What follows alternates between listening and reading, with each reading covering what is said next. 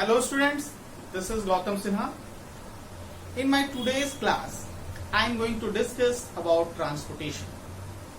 Transportation is a topic from the chapter Life Processes of class 10. Transportation topic has two subtopics. Now, transportation.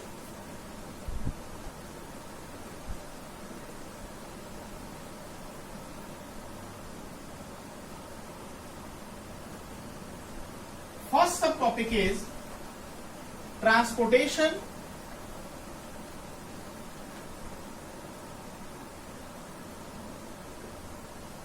in human being.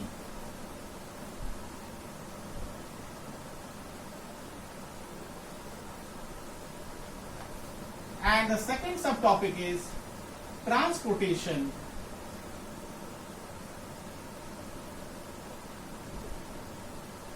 in plants. In today's class, I am going to discuss about the first subtopic, that is transportation in human being. First thing comes in the mind, what is transportation? Transportation mainly refers for the transport of materials from one place to another place in a very literal way. This is a literal meaning of the transportation. As dear student, we are already using the transportation system. You are taking the buses, school buses to reach the school. The motto of the transport system is to take you from your bus stop and to deliver you to the school.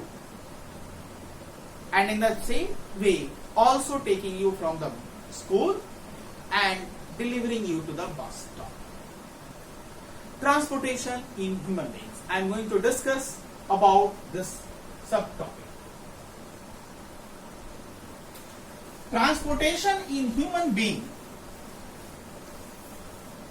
comprises of blood,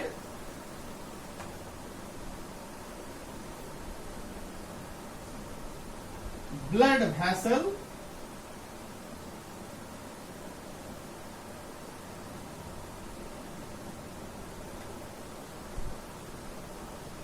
and the third one is human heart.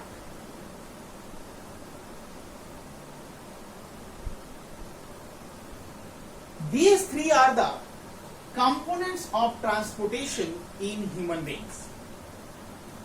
I will go for one by one all these parts.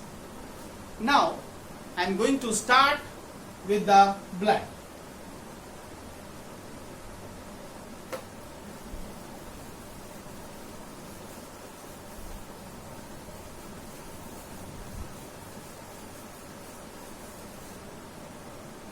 Blood.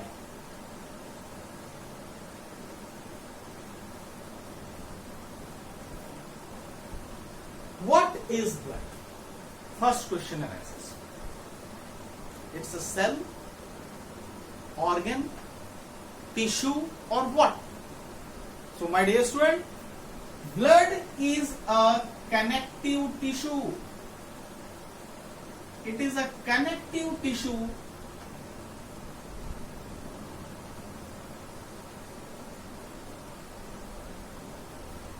and their function is the transferring of nutrients, materials from one place of our body to the another place. That means this blood making a connection to the different parts of our body. What components are being present in this blood? That means what is the composition of blood?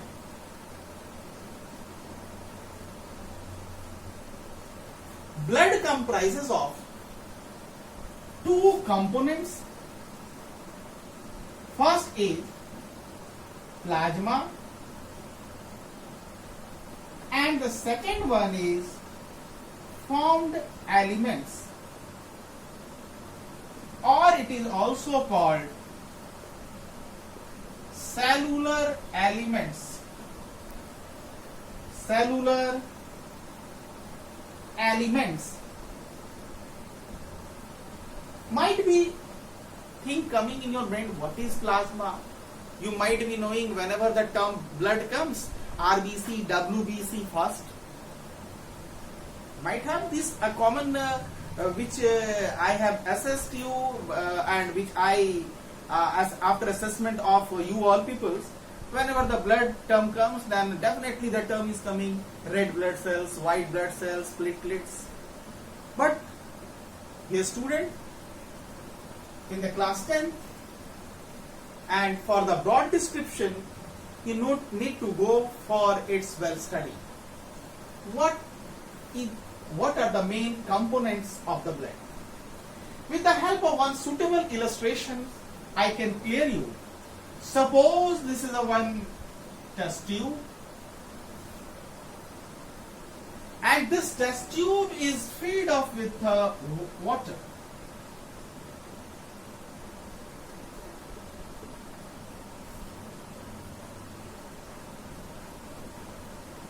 I will consider it only this test tube with water. This water content is the plasma. When some ingredients are being added which are floating in this plasma, this thing is happening in the case of blood. In plasma, various elements which are being suspended, which are floating in this medium, these suspended particles are called cellular elements or formed elements. These are called cellular elements or formed elements. Actually, this is the composition, this how the blood having the components.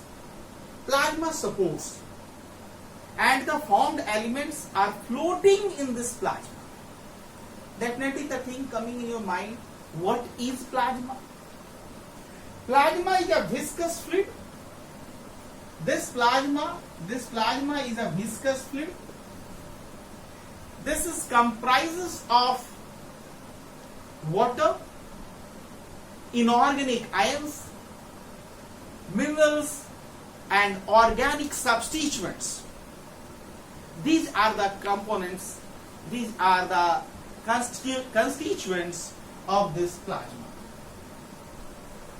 Remember it, this only supports. Question coming, then what is the cellular elements? What are the different cellular elements? Are they all alike? They look similar or they differ? The answer is, these formed elements have different cells, and these cells are red blood cells, white blood cells, and platelets. Red blood cells, okay,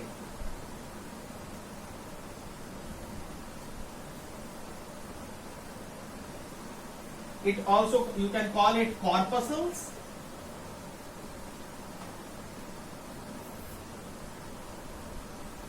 White blood cells or corpuscles, and the third one is platelets. I will go for each and every one that description. Please be cautious and go through each and every content. First is red blood cell.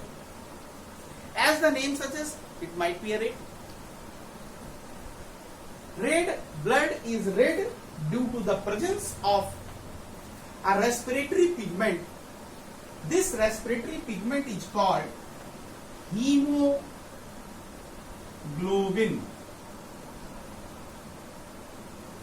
Due to the presence of this red blood appears red. Hemoglobin comprises of two components. First is heme and another one is globin. Heme it refers iron and globin is a one type of protein. This is a mixture of iron as well as the protein. RBCs. What are the features of these RBCs? RBCs having a one definite lifespan. It is 120 days. That means the RBCs which right now going to form right now in your body, after 120 days their life is going to be completed. Next one is, these RBCs are enucleated cells. That means they are not having any nucleus. In human being, particularly in the blood, RBC is one of the having specificity in this concern, that they don't have the nucleus. They are having some shape also, and the shape of RBC is biconcave shape. Biconcave shape. There are more features of the RBCs. How much these RBCs are being present? About 3 lakh mg per milliliter. This is the actual proportion of RBCs. 2 lakh 50,000 to 3 lakh around mg per 100 ml. So this is all from the red blood cells. Next one is the white blood cells. White blood cells are called the soldiers of the human body. White is called soldiers. As the soldiers are fighting for all of us on our all round the borders of our country, similarly white blood cells serves as the same function. These white blood cells also protect us from the external harmful agents. That's why they are called the soldiers of our body. These white blood cells engulf the external harmful agents and protecting our body from the infection, from the occurrence of different diseases. White blood cells are also further divided into granulocytes and agranulocytes. And again, in the granulocytes, there are also some divisions, but for class 10, actually this is not the concerned syllabus, so that you will come to know in senior classes. But need to know white blood cells serves as the immunity controller, also serves as the soldiers of our body.